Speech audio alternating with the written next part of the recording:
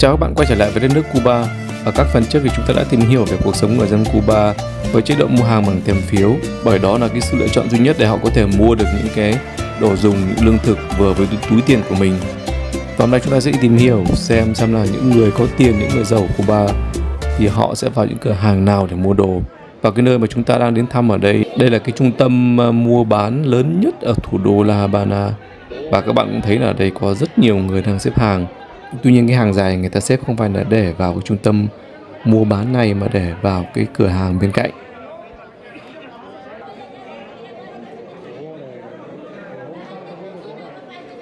Cái cảm giác đầu tiên khi bạn bước vào cái trung tâm mua sắm này là cái sự trống vắng. Mặc dù đây là cái trung tâm thương mại, cái trung tâm mua sắm lớn nhất ở thủ đô La Habana, nhưng mà có vẻ như không đông đúc lắm. Đây là cái tầng dưới cùng, đây là những cái nơi có mấy cái xe đồ chơi cho trẻ em, nhưng mà hầu như không có người, không có trẻ em đến chơi. Đầu tiên bạn phải đi gửi đồ đây miễn phí, tại vì họ không cho phép bạn mang những cái đồ vật lớn, những túi lớn vào. Cái cửa hàng chúng ta vào thăm đầu tiên là cửa hàng bán đồ mỹ phẩm. Ở cái cửa hàng đầu tiên này chúng ta thấy hầu như chỉ các sản phẩm của Cuba. Cũng có nước hoa, rồi dầu gội đầu và tất cả các sản phẩm về trang điểm cho phụ nữ. Những cái nhãn hàng nói chung là khá là không có tên tuổi và hầu như là chỉ có mặt ở Cuba này thôi. Ở cửa hàng thứ hai thì chúng ta thấy tất cả các cái loại mỹ phẩm, các cái thương hiệu lớn nhất, nổi tiếng nhất thế giới đều có mặt ở đây. Tuy nhiên giá cả ở đây thì rất là cao. Ví dụ những cái lọ nước hoa rất nổi tiếng này giá khoảng từ 80 đô trở lên, 80, 90, 100, có những cái còn hơn 100 đô la. Và có một điều đặc biệt nữa là trong siêu thị này tất cả các giá đều được niêm yết bằng đồng đô la và họ chỉ nhận đồng đô la thôi. Các bạn không trả được bằng đồng tiền bản địa với là đồng peso. Đây là cái cửa hàng mà có cái dịch vụ quay phim, chụp ảnh và rửa ảnh cho khách hàng. Có vẻ như máy ảnh là một cái gì đó rất là xa xỉ này đối với rất nhiều người dân Cuba, do vậy mà họ vẫn phải nhờ thợ chụp ảnh nếu mà có nhu cầu chụp, sau đó mang đến đây để rửa. Đây, cửa hàng này bán vali. Tuy nhiên nếu mà nhìn từ bên ngoài thì chỉ có vài cái, khoảng tầm hơn chục cái một chút. Còn lại toàn bộ cửa hàng đều trống rỗng cả. Cửa hàng tiếp theo là cái cửa hàng bán giày, và các bạn thấy là không nhiều lắm, số lượng rất là ít ỏi. Ở mỗi giá hàng thì họ trưng bày khoảng chưa đến chục đôi, và còn khoảng không xung quanh thì trống rỗng. Và cửa hàng tiếp theo là cửa hàng bán các cái loại đồ mà dùng trong cuộc sống hàng ngày, ví dụ như là xà phòng và các loại thuốc tẩy rửa. Đây là một loại xà phòng nhập khẩu từ Mexico.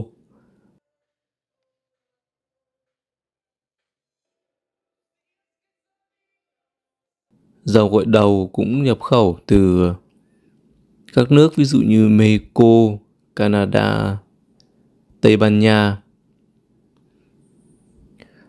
Tuy nhiên bây giờ mình sẽ đưa các bạn đi xung quanh cái cửa hàng này.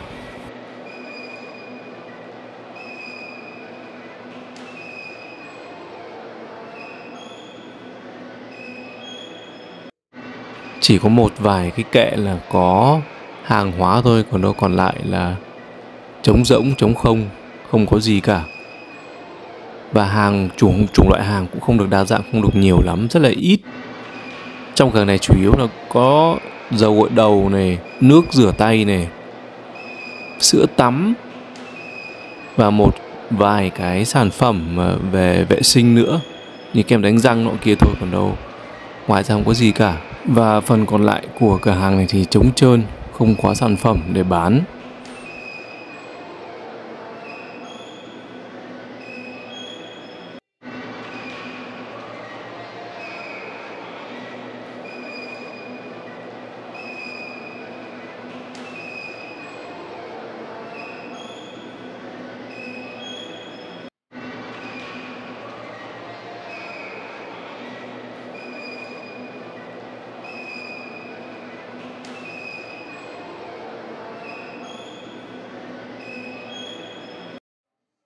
Bây giờ chúng ta sẽ vào tiếp cửa hàng bán các loại giày dép.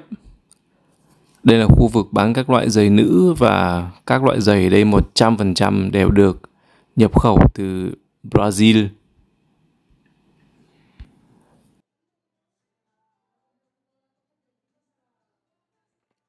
Còn các loại giày của nam thì là đây không phải là giày chính hãng của hãng US Polo mà là giày nhái. Và cũng chỉ có một hãng duy nhất là hãng này có mặt ở trong cửa hàng này, trong cái cửa hàng siêu thị lớn nhất của Cuba này. Mặc dù đã hết cách tìm xem là cái nguồn gốc xuất xứ của các sản phẩm này sản xuất ở đâu nhưng mà không thấy. Ở đây chỉ có một chủng loại duy nhất, US Polo Association.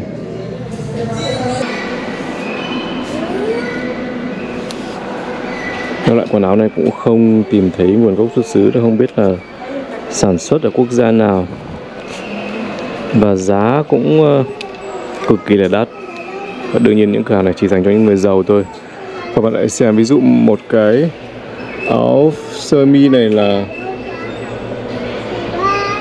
giá 25 đô, hơn 25 đô. Còn có những cái còn đắt hơn nữa, 30 đô, 40 đô.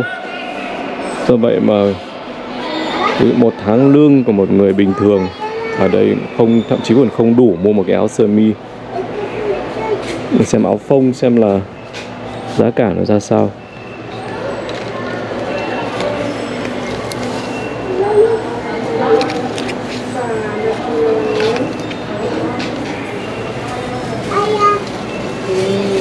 Áo phông thì có vẻ rẻ hơn một chút, còn 12 đô 6, bằng tầm một nửa tháng lương.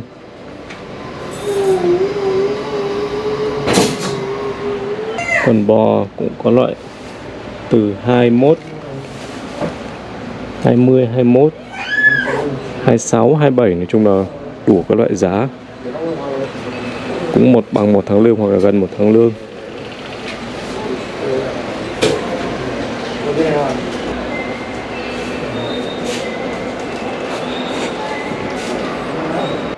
Và tiếp theo bây giờ chúng ta sẽ vào thăm một cửa hàng điện tử xem bên trong này có cái gì. Cái dàn bếp nồi vi sóng. Cái dàn bếp này giá là 300 đô. Nồi vi sóng này, cái lò vi sóng này là 60 đô, 68 đô.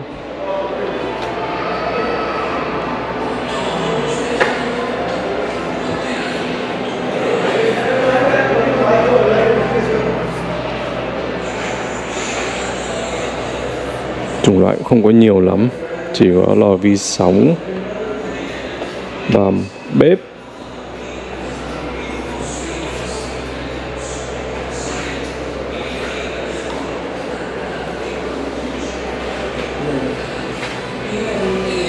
Ngoài ra không còn cái gì hết. Ở đây có vẻ như là cái ventilator quạt. Quạt này là giá 51 đô, bảo hành 3 tháng.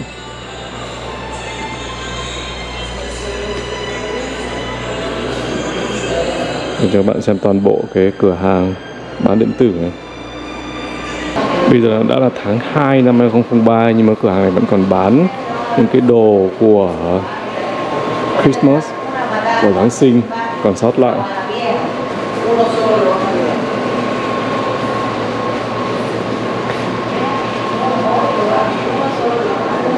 Hoặc cũng có thể là người Cuba đã chuẩn bị sẵn cho Giáng sinh năm 2023 này.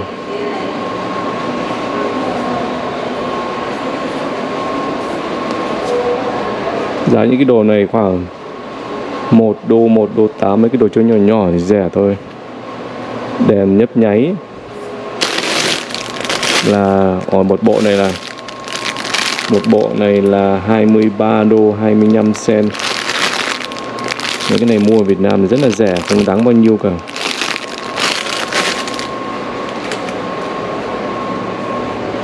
Còn mấy cái đồ trang trí 18 đô, 20 đô đều có cả. Nhưng là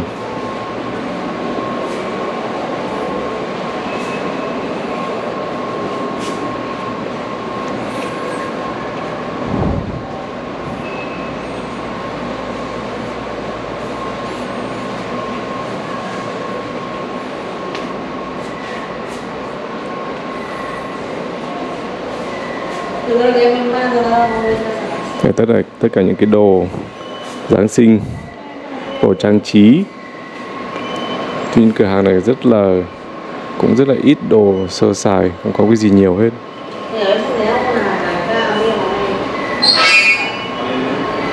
Lác đác lắm mới có một vị khách vào. Ở đây họ bán thêm vài cái chảo, đĩa và mấy cái chất tẩy rửa ra. Ngoài ra thì là đều trống rỗng, các cái kệ hàng đều trống.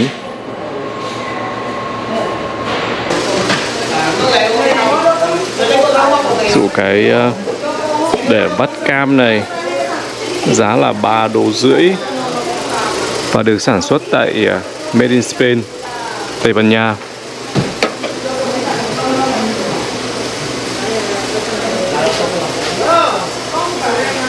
Hộp đựng đồ ăn này Made in Turkey, Thổ Nhĩ Kỳ, cũng 3,5 đô. Ở đây có một vài cái sản phẩm mà mình thấy là Made in China.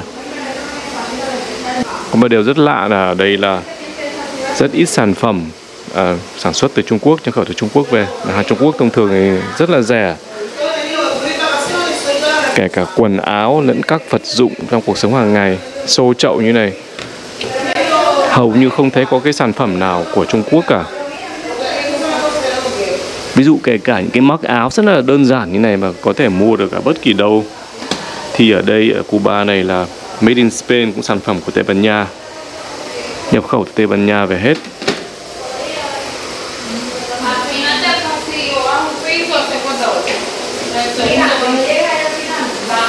Ở đây thì các bạn có thể thấy là những cái giá đồ còn rất nhiều cái khoảng trống, tại vì là không có sản phẩm để bán.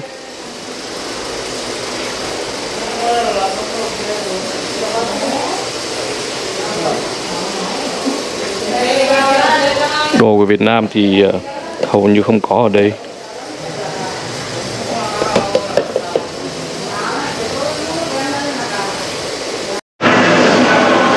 Và chúng ta đang chuẩn bị vào thăm một cái hiệu thuốc trong cái siêu thị này.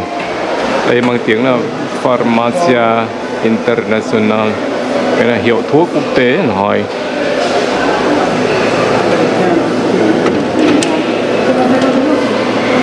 Nhưng mà các bạn thấy bên trong đây chỉ có một vài cái sản phẩm thôi, hầu như không có gì hết. Rất là ít, rất là sơ sài.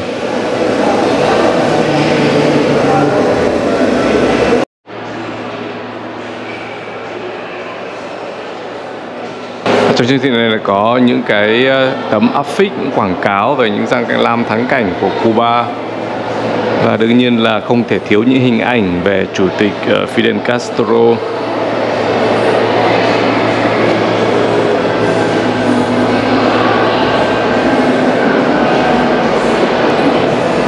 Revolution, cách mạng. Ở đây là tấm bảng quảng cáo về cái siêu thị này, nằm ở giữa trung tâm của thủ đô La Habana. Một vài hình ảnh kèm theo.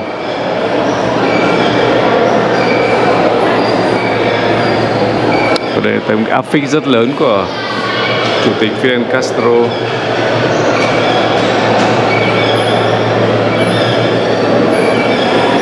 Đây là trung tâm thương mại, trung tâm mua bán lớn nhất ở thủ đô La Habana. Tuy nhiên thì các bạn thấy thì là chỉ có rất ít người qua lại, khoảng vài chục người thôi, mà hôm nay là Chủ nhật.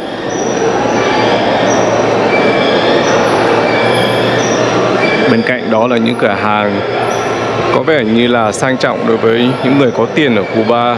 Tuy nhiên những mặt hàng thì rất là ít, và các bạn thấy thì hầu như cửa hàng nào cũng trống vắng, không có khách khứa gì cả.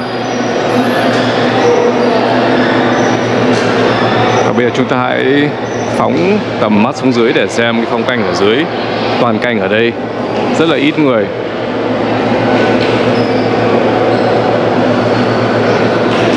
Trái ngược lại hoàn toàn so với những gì chúng ta chứng kiến ở Việt Nam ở các trung tâm thương mại, đặc biệt là những trung tâm thương mại lớn thì lúc nào cũng nườm nượp người, rất là đông đúc.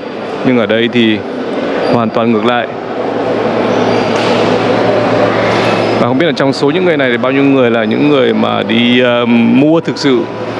Có thể là trong số đó thì có một phần lớn là những người chỉ đi xem thôi, ví dụ như mình chẳng hạn. Cửa hàng tiếp theo chúng ta đến thăm là một cửa hàng mà chỉ có người giàu mới đủ khả năng để đến đây. Và trước khi vào cũng phải gửi đồ.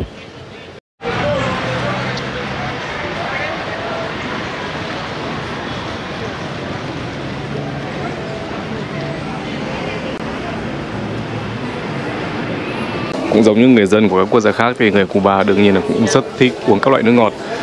Tuy nhiên có một điều đặc biệt ở Cuba là Cuba cùng với Bắc Triều Tiên là một trong hai nước không có Coca-Cola. Do vậy các sản phẩm nước ngọt ví dụ như Coca-Cola giống như vậy là họ tự sản xuất. Mặc dù ở các cửa hàng khác họ vẫn bán các loại cola nhập khẩu từ Mexico một cách không chính thức.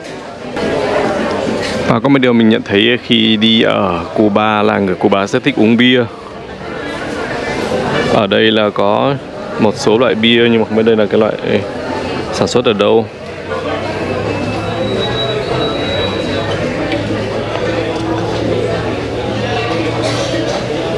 Maroc, bia của Maroc.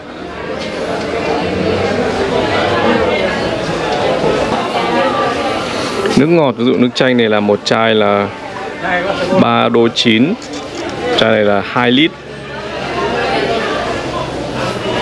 Coca-Cola Cuba là 3 đô 6. Okay. Two possibility. The first one possibility is buy the money, euro. And the second possibility is the family send the money from card. So this shop is for rich people, right? Yeah. Rich people or Cuban poor, but Cuban poor, but have possibility to buy 1 euro on the street. So you cannot pay in cash here in this shop? No, Yeah. not possible. You need a credit card. It's necessary too much credit card. Credit card. Only Cuban credit card or foreign credit card is also accepted. Only people credit card. Only Cuban. Only Cuban credit card. I see, understand. Sản phẩm tiếp theo các bạn có thể tìm thấy đây là các cái loại hoa quả đóng hộp. Ví dụ ở đây là có quả đào, một hộp là 5 đô 4. Ngoài ra còn có dứa. Xem sản phẩm này làm ở đâu, chế tạo ở đâu. Mexico. Tức là các bạn thấy thì là các cái mặt hàng rất là sơ sài và còn rất nhiều chỗ trống. Hộp ô liu đen có xuất xứ từ Producto de España của Tây Ban Nha, giá là 11 đô 10. Ngoài ra còn có dưa chuột. Dưa chuột cũng có nguồn gốc xuất xứ từ Tây Ban Nha và giá là 12 đô 6. Nhưng các sản phẩm này, ví dụ dưa chuột chẳng hạn, có thể trồng ở khắp mọi nơi. Một điều rất ngạc nhiên là ở Cuba này họ bên ngoài chợ họ cũng bán, nhưng mà những sản phẩm này họ có thể hoàn toàn tự làm được. Ớt cũng của Tây Ban Nha, ớt muối. Hành muối cũng của Tây Ban Nha hết.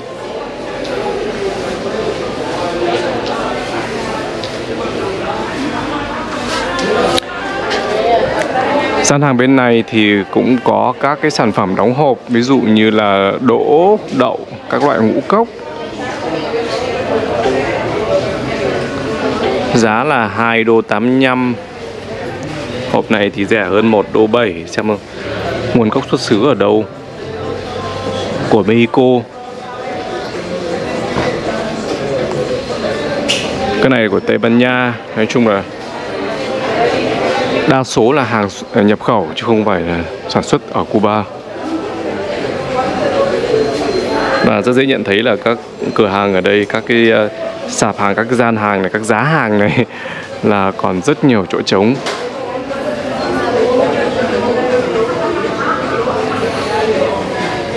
Xúc xích, sản phẩm của Bồ Đào Nha, và giá là 4 đô 85. một hộp.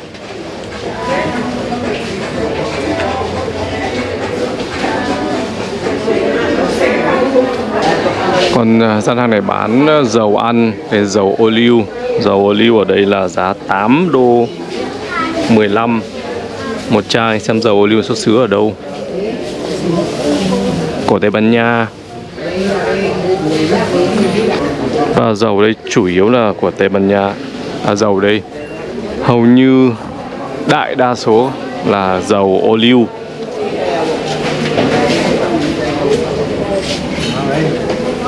Bây giờ chúng ta sẽ vào thăm cái khu vực bán thực phẩm tươi, carnicos, là các loại có vẻ thịt.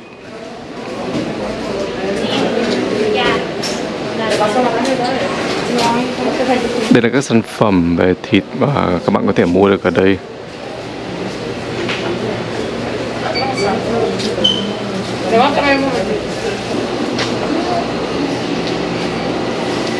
Đây là toàn bộ gian hàng bán thịt. Chỉ có 1, 2, 3, 4, 5, 6 7 cái tủ đông lạnh. Và thịt ở đây chủ yếu là thịt lợn, đông lạnh, thịt gà.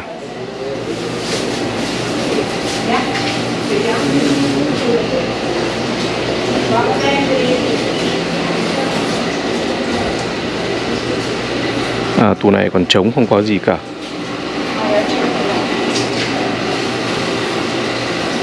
Quầy này cũng trống.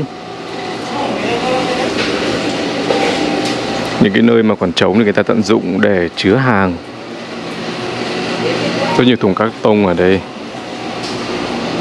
Còn bên này là các sản phẩm đồ cho trẻ em.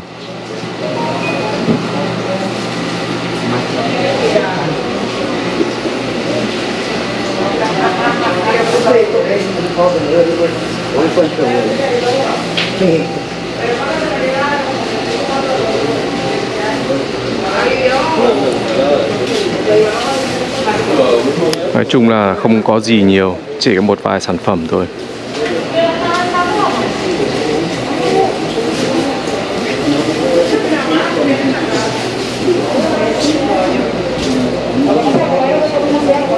Và như vậy là mình vừa đưa các bạn đi thăm 2 trong số cái siêu thị lớn ở thủ đô Havana để tìm hiểu xem những người giàu, những người có tiền ở đây sống như thế nào, và trong những siêu thị này có sản phẩm nào mà người dân có thể mua được. Những điều tưởng như hết sức hiển nhiên, trong khi các quốc gia khác thì các cái sản phẩm thức ăn, lương thực, thực phẩm tràn lan thừa thãi và có số lượng lớn, thì ở Cuba này điều đó không phải là một điều hiển nhiên, kể cả là bạn là người có tiền. Hy vọng qua đó các bạn tìm hiểu được thêm một chút về cuộc sống rất là khó khăn hiện nay của người Cuba. Cảm ơn các bạn đã theo dõi và hẹn gặp lại các bạn trong các video tiếp theo. Xin chào và hẹn gặp lại từ thủ đô La Habana của Cuba.